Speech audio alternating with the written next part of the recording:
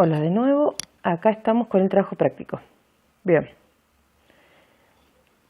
El punto número 1, estamos hablando del voltímetro, de un voltímetro, ¿sí?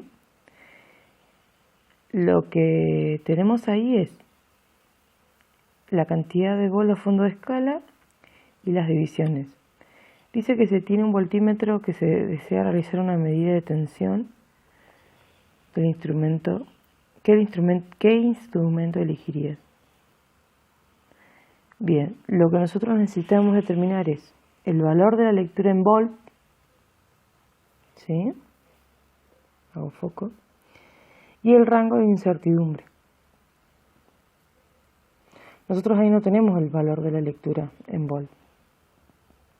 Nosotros solamente tenemos el que la hoja se detiene entre la división 88 y 89 en el voltímetro 1.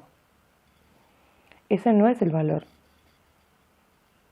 de la lectura. Ese es donde está parada la aguja.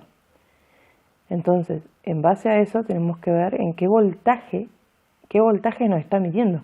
No nos está midiendo 88 volt ni 89 volt o 88,5 volt, no. 88,5 son las divisiones en las que se paró la aguja, ¿sí? Lo que yo les podría decir es, en base a lo que vimos en el video anterior, si yo hago una escala, yo tengo acá como máximo, acá tengo 0, ¿sí? Y acá como máximo tengo 250 volt, ¿sí? Pero las divisiones en realidad son 100 divisiones, o sea que de acá a acá tengo 100 divisiones. No tengo 100 volt, tengo 100 divisiones, lo que me muestra la escala, ¿sí? Yo acá voy a ver todo lo que me muestra la escala, y la escala me va a mostrar las 100 divisiones. Entonces tengo 1, 2, 3, 88, 89, 90, 100 divisiones. Entonces tengo 100 divisiones. En algún punto por acá tengo la división número 88, ¿sí? Al lado tengo la división 89. Y la aguja entonces se para acá. La aguja se paró ahí. Entonces, lo primero que tengo que hacer es saber qué pasó ahí. ¿Qué número me está marcando ahí en voltaje? ¿Qué valor en volt me está marcando la aguja? Yo necesito saber, entonces, primero, el valor en voltaje. Segundo, necesito saber el rango de medida. B1 y B2. O sea, estos son 1 y B2. ¿Cuál es B1 y cuál es B2? B1 sería el de 88 y B2 sería el 89. Porque acá no hay 88 volt, hay 88 divisiones. Y acá no hay 89 volt, hay 89 divisiones. ¿A qué equivaldrían estas 88 y estas 89 divisiones en voltaje? Si 250 volt equivalen a 100 divisiones. Si 250 volt equivalen a 100 divisiones, ¿a cuánto equivalen estas 88, 89 divisiones? Y acá es donde va a entrar la constante de división, la constante de lectura. K es igual a la cantidad de voltios sobre la cantidad de divisiones.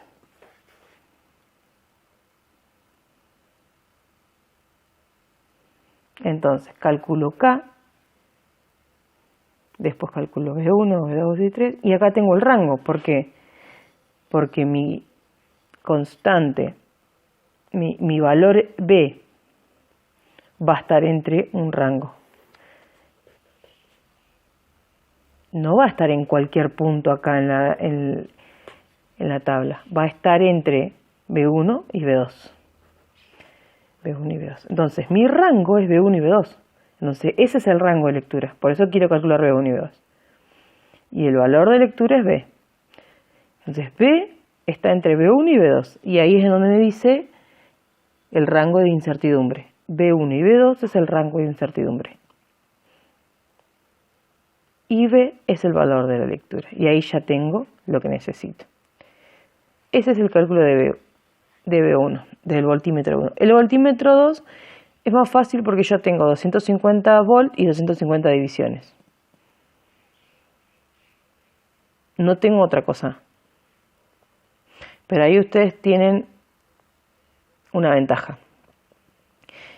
Que en el enunciado dice que se tiene se tienen 2 voltímetros y se desea realizar una misma medida de tensión.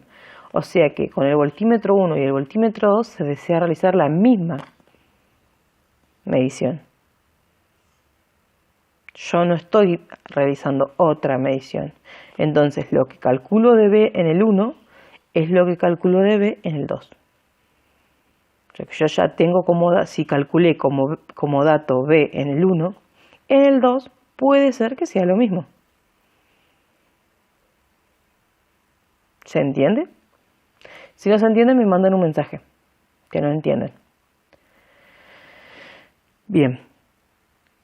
Después queda a criterio de ustedes cuál eligen y por qué. Me tienen que justificar por qué eligieron uno de los dos. ¿Por qué ustedes creen que uno de los dos es el correcto? Bien.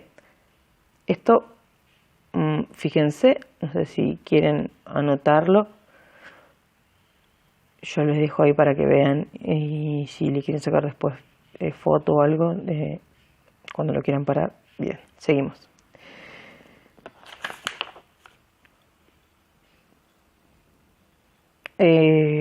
El punto número 2 es verdadero o falso. Tengan cuidado con las anotaciones. El 3 indicar cuáles pueden ser los errores que se pueden... Esto también lo vieron. Los 3 tipos de errores. Los 3 tipos de errores principales. Acá hay 3 tipos de errores principales. Quiero que me los anoten. Y de ahí se subdividen los errores.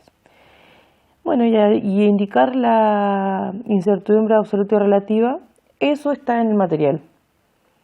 ¿Sí? Yo acá les doy el error de clase. ¿Sí? Error de clase. Error de clase. El error de clase, voy a una hoja nueva.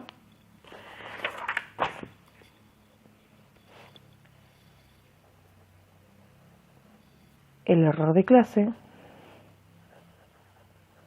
la voy a simbolizar con una letra beta. ¿Sí? Ese error de clase ya está predeterminado en el voltímetro o en el amperímetro. En este caso es 0,7 y 0,6. Ese error de clase está en el material que yo les había dado en el capítulo 16. ¿Sí? La clase del instrumento.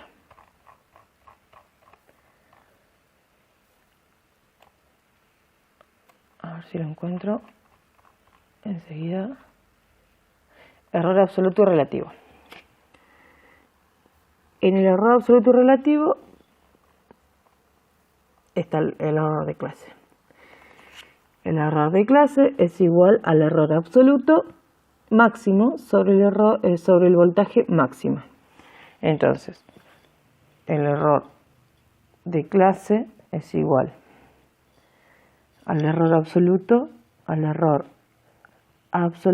máximo sobre, en realidad, el voltaje máximo o la medida máxima. El alcance, vamos a poner el alcance máximo. Que el alcance máximo en realidad es la medida máxima de el voltaje o el amperaje. El alcance máximo. En este caso el alcance máximo del voltímetro es 250 para los dos voltímetros. El error absoluto ya lo tienen que determinar ustedes. ¿Por qué? Porque este ya lo tengo, 0,7 o 0,6. El alcance máximo es 250 y despejan el error absoluto, que es el que les pide. Y el error relativo, es el error. Acá lo multiplicamos por 100. Ahí. Y el error relativo es igual al error absoluto sobre la cantidad medida. O sea, esto es B, lo que les dio B, ¿sí? Lo que les dio entre 88 y 89. Y listo. Acá lo multiplican por 100. No se olviden. Ahí está. Ese es el punto número 4.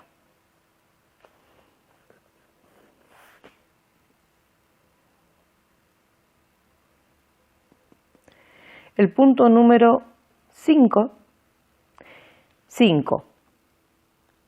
6 y 7 utilizan la regla de la mano izquierda. A mí me encanta utilizar la regla de la mano izquierda. Esta es la fuerza, que es B, el vector de la fuerza, B, la fuerza, el campo y la corriente. La corriente entra o la corriente sale, ¿sí? O sea, si van a poner como ejemplo la hoja, ¿sí? Entonces ustedes se apoyan sobre la hoja y tienen el vector que sube o el vector que baja de la hoja en el plano. Vector que sube o vector que baja del plano. Este es el vector, que es la fuerza. Vamos a poner el vector que sube. El campo va de izquierda a derecha. Este es el vector del campo, el campo electromagnético. Y este sería, el dedo medio sería la corriente. Si la corriente es saliente, sale de la hoja o entra a la hoja. Entonces, este sería el movimiento. En este caso, si ustedes ponen la mano así y tienen la corriente que sale de la hoja, el campo que va de izquierda a derecha, entonces el vector sube, ¿sí? Ahí van a ver si es saliente, entrante o nula. Lo que tienen que hacer es jugar con la mano izquierda. El 7, además de hacer eso, porque en el punto número 7 tienen que hacer eso, fíjense que la corriente, acá, ¿cómo yo sé que es entrante? Porque entra con una X a la hoja o sale con un punto. Si tiene un punto, quiere decir que sale de la hoja, porque yo veo la punta de la flecha. Entonces sale, la corriente viene hacia mí. Y si entra a la hoja, yo veo la parte de atrás de la flecha, entonces quiere decir que entra a la hoja. Por lo tanto, ¿cómo sería esta corriente? ¿Entrante o saliente? Este sale y este entra. En este caso, ¿cómo sería? El campo, ¿cómo va? Siempre el campo va de norte a sur. Las líneas del campo siempre van de norte a sur. Siempre. De ninguna manera van al revés. Entonces yo siempre tengo que apuntar de norte a sur. Ahí me va a determinar la fuerza. Sabiendo el sentido del campo que va sí o sí de norte a sur y sabiendo el sentido de la corriente que va de entrante o saliente, yo voy a poder determinar entonces con la regla de la mano izquierda si sube o baja, si sube hacia arriba o baja hacia abajo, valga la redundancia. Pero aparte, yo acá voy a poder saber que la fuerza, por ejemplo, es igual a la corriente de circulación por el campo electromagnético, ¿sí? Por la longitud, ¿sí? Yo tengo la longitud acá en metros, por el número de vueltas. En este caso es una sola espira, por lo tanto no hay número de vueltas acá. Al no haber número de vueltas, es una sola vuelta. Entonces multiplico I por el campo, por la longitud, por n, que es 1, por el número de vueltas, y esto me va a dar en newton.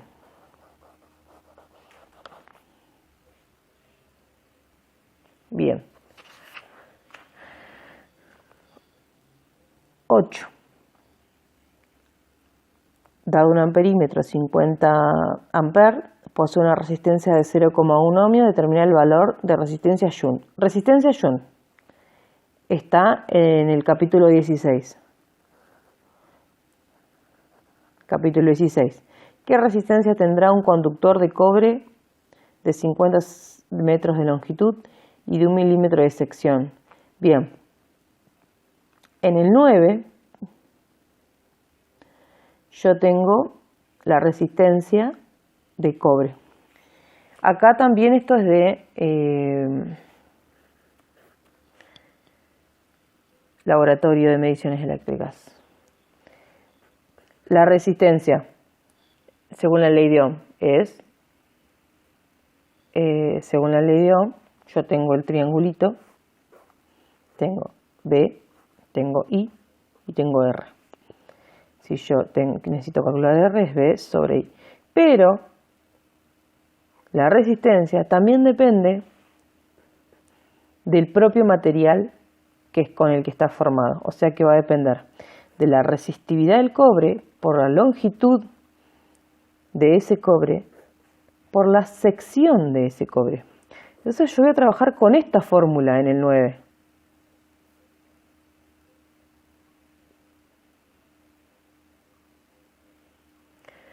Bien, seguimos. Determinar el calor que produce una línea de cobre de 50 metros de longitud y de 1,5 milímetros cuadrados de sección cuando atraviesa una corriente de 2,2 amperes durante 10 minutos. Bien, vamos con el 10. Calor.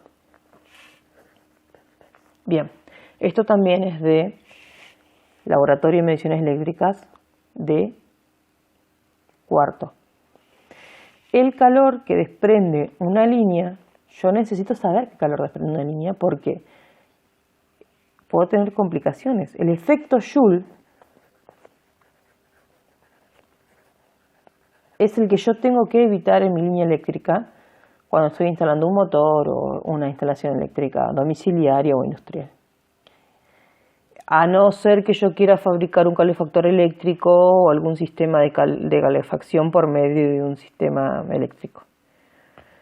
Pero en mi conductor eléctrico yo no necesito un efecto Joule, al contrario, tengo que evitarlo. Bien, ¿cómo voy a calcular el calor en mi línea eléctrica? Para calcular el calor en mi línea eléctrica,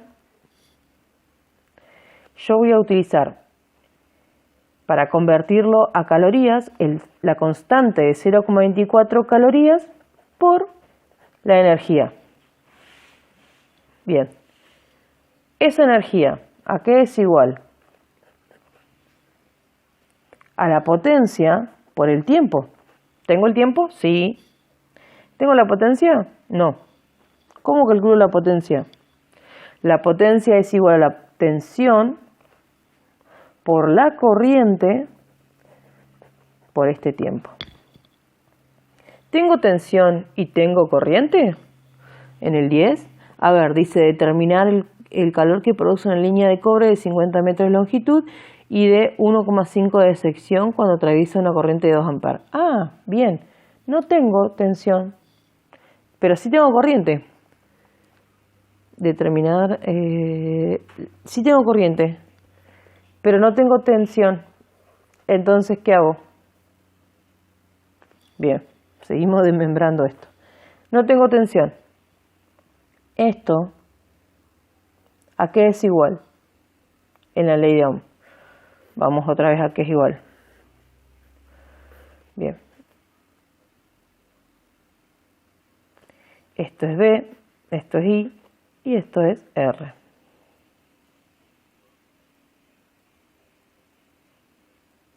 Entonces, para calcular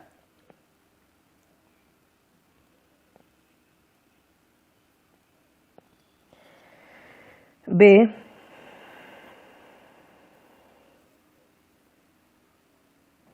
¿qué tienen? Y, sí tienen. R,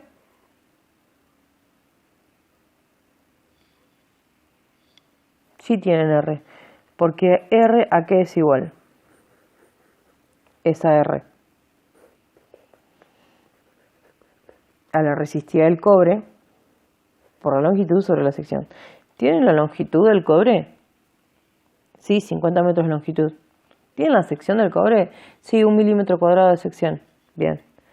¿Y la resistividad del cobre? Que yo hasta ahora no se las he preguntado. La resistividad del cobre es igual a 0,017 ohm por milímetro cuadrado sobre sección. Perdón, sobre metro cuadrado. 0,017.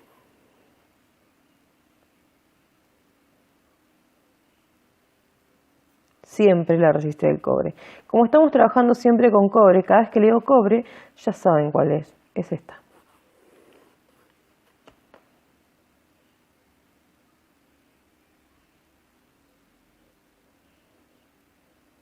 Esta cuenta es un poquito larga. Esto lo van a tener que calcular ahora ustedes. Pero esto es de cuarto. Sigo insistiendo, ¿eh? Bien. 10. Ese era el 10. Vamos con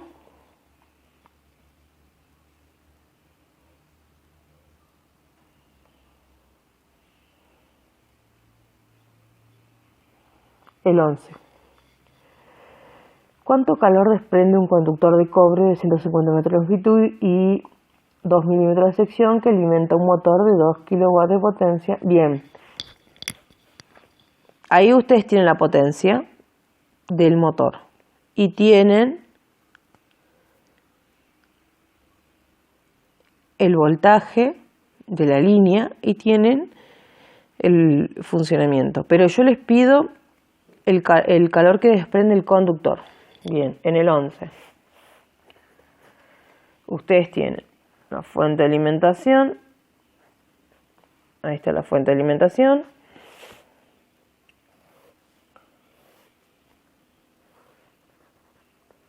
Y el motor. Esta es una M. Ahí está. Yo no quiero el calor que desprende el motor, porque si yo uso la potencia del motor es igual a 2 kilowatts. La potencia del motor y la tensión de línea, que es 220, me va a determinar el calor que desprende el motor. Pero yo no quiero el calor que desprende el motor, ¿sí? Yo quiero el calor que desprende la línea. Y el calor que desprende la línea la necesito con la potencia de línea. O sea que ustedes tienen que calcular la potencia perdida en la línea. ¿Cómo calculan la potencia perdida en la línea? Ajá. Tienen que calcular la potencia perdida en la línea. Entonces, tienen que calcular la corriente que circula en la línea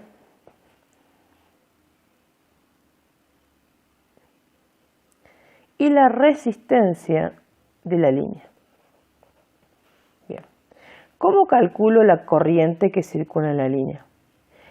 Como es un circuito en serie entre el motor y la línea, ¿sí? La corriente que circula por el motor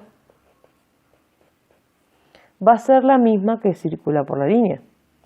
O sea que con los 220 volts y la potencia del motor, yo puedo calcular la corriente que circula por el motor. Esa corriente que circula por el motor va a ser la misma que circula por la línea. Si esa corriente que circula por el motor va a ser la misma que circula por la línea, ya tengo la corriente de línea. Entonces, corriente de línea por resistencia de línea. ¿Hasta ahí estará bien esto? me parece que le falta algo. ¿Cómo calculo la potencia? La potencia con corriente y resistencia. Vamos a la fórmula de potencia. La potencia es igual, ¿a qué era igual la potencia? A B por I. No tengo B. ¿A qué es igual B? B es igual a I, a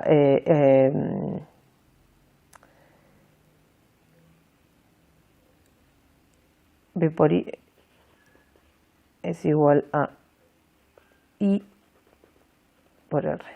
Es igual B.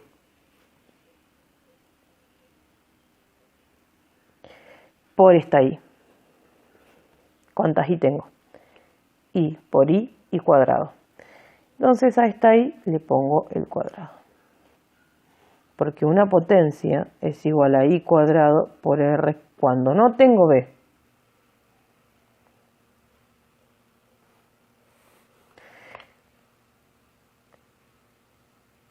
Con esto yo puedo decir que la potencia perdida en la línea, para poder calcular potencia perdida en la línea, es I cuadrado de la línea por resistencia de la línea. Ahí tengo la potencia perdida en la línea. Esta potencia perdida en la línea me va a poder permitir calcular la energía. Y la energía, ¿a qué es igual?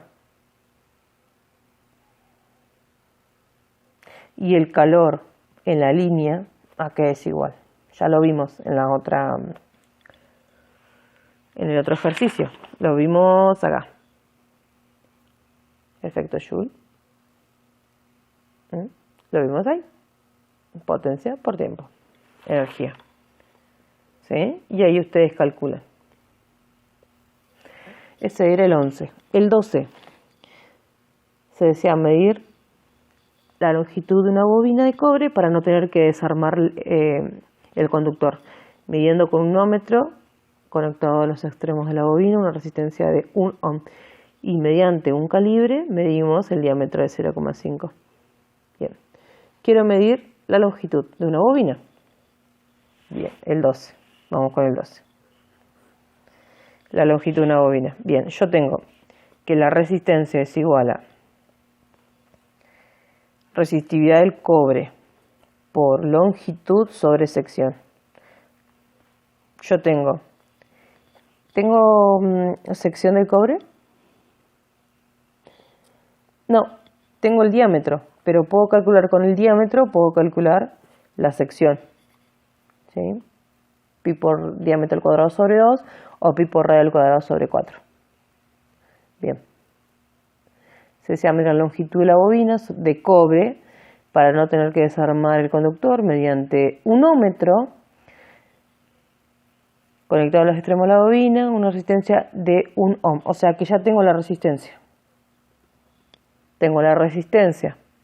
Tengo cómo calcular la sección, porque el diámetro me va a permitir calcular la sección. Esto lo despejo y esto ya lo tengo porque es 0,017 y me permite calcular la longitud. ¿Listo? Ya terminé con el 13, con el 12, vamos con el 13. 13. Calcular la potencia que consume un motor si se conecta a una tensión de 220 y una resistencia de 50 ohm. Calcular la potencia que consume el motor. Ahora sí voy a ver la potencia que consume el motor.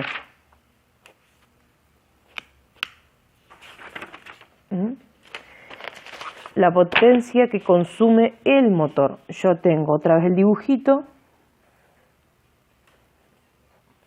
Vamos a hacer el dibujito. Ahora yo necesito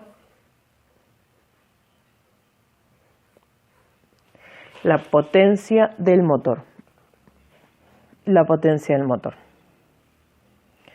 Tengo 220 volts. Si se conecta a una tensión de 220 volts y su resistencia es de 50 ohm. O sea que la resistencia del motor es de 50 ohms. Bueno, acá no tengo corriente, pero sí tengo resistencia y tengo tensión. ¿Qué pasa cuando yo tengo resistencia, tengo tensión, pero no tengo corriente? ¿Cómo calculo la potencia? En este caso la del motor.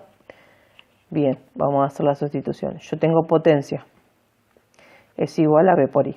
Esa es la fórmula. No tengo corriente ahora. Potencia es igual a V por, ¿tengo V? Sí, 220. ¿Y a qué es igual según la ley de Ohm? Volvemos para atrás.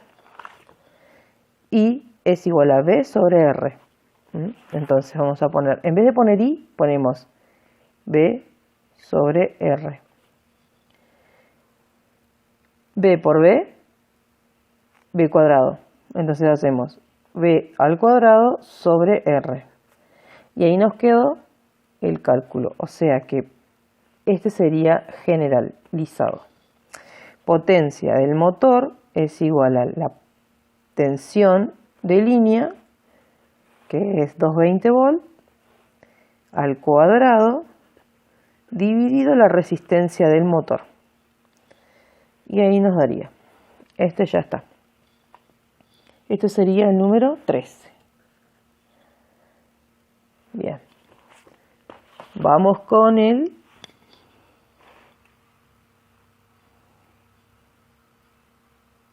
14. El 14 dice,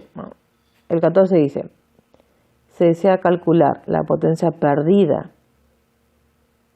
Se desea calcular la pérdida de potencia de los conductores de la línea eléctrica de cobre de 2,5 de sección.